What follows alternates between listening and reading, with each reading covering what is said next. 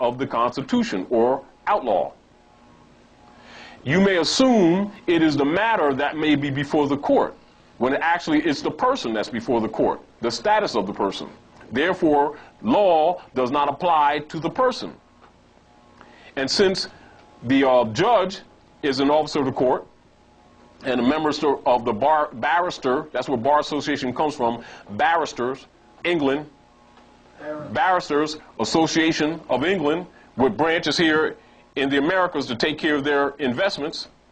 And then the prosecutor is an officer of the court, members of the Barristers Association of England, with a branch here in North America. And the PD, as well as the attorney or the lawyer that they put on you that you pay, is a spy and a member of the Barristers Association of England with branches here in North America, and an officer of the court. Now, does it take a child to recognize that that's a conflict of interest? But yet we roll through that every day, and they build up so much financial energy that they can't even count it. They literally run small municipalities merely on profile stops of Asiatics and African birth who think they're black, and Asiatics of African birth who think they're Puerto Ricans and Latinos. And so the slavery is maintained through paperwork, and so since you don't see a face now, they can smile at you. And you actually start thinking that you've done something wrong, and actually they're regulating you just like any commercial product. So they don't have to get angry at you, do you? They don't have to, not speak to you in the morning. You say, top of the morning to you. Why? Because you and another sister, like, say you work at City Hall, right? Another sister, European, work at City Hall. Right next to you, got the same job, right? She can live in Cherry Hill. Her husband got a Mercedes, and she got a little one that she comes to work with, sometimes with the station wagon or the Dodge minivan. And little Freddie got a bike. And Susie goes to college, and she got a little Elantra. And their whole insurance bill costs about what your car costs for you to keep going to work. And you're wondering how they make it. It's done bureaucratically. They have a mortgage of, say, $1,200, $1,300 a month mortgage, and you're trying to make the $500 to $700 mortgage, struggling. You got the same job, and you can't figure out how it takes place. And you can't afford to send your children to college, and you can't figure out how it takes place. Remember, you got the same job. Now you understand why they have secret societies, Rotarian, Lions clubs, and all this, etc. And in their communities where they have certain tax rates to go to you, certain tax rate to go to you can be right across the street, you have a different tax rate. And you'll be surprised if you ever got an opportunity to see it. But they'll also get certain rebates back that you never see, that you don't even know exist. Do you understand? But for the public, that allows them to fool you, for you to think that this thing is equal and you're suffering the same thing. So certain things they'll go through that they'll do to their own to fool you. But your concept would be that these people are operating constitutional because they have titles of government. They're, mayors, deputy mayors, sheriffs, etc. The only true law that's riding around here to execute law is the sheriff. And the policemen are actually private security guards. They're not officers. And many of them don't know that. And so they're trained to actually abuse their own people. They're used as instruments so that if somebody pops up that really knows something about law and sues them, the cities will usually try to put it on that officer. Yeah, that's why they use them as buffers. They use them, which is really unjust.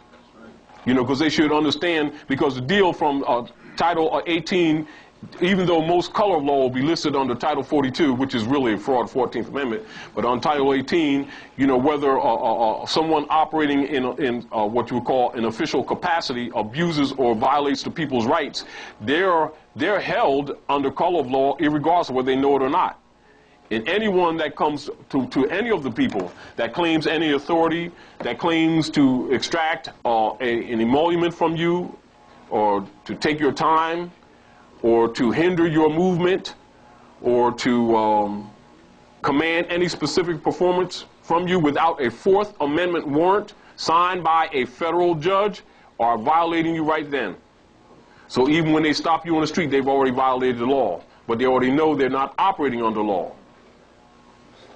They're operating on a limited jurisdiction of a corporate capacity as private security guards for extracting revenues as highwaymen from people who are not protected by constitutions. That's really what's happening.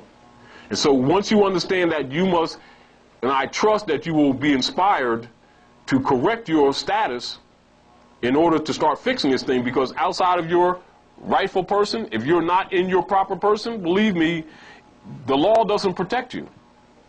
But what they do is afford you privileges under corporate capacity. That means so anyone who's been transacting business in alien names may be afforded certain privileges conditionally.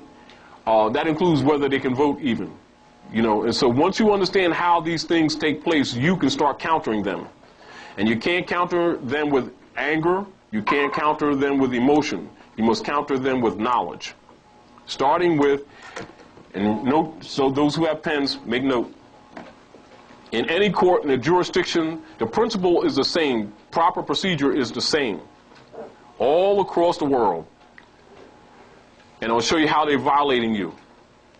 So if I have a complaint against you, relative in any court matter, no matter what it is, the first issue to come before the court, and for that court to be proper, would be the status of the being.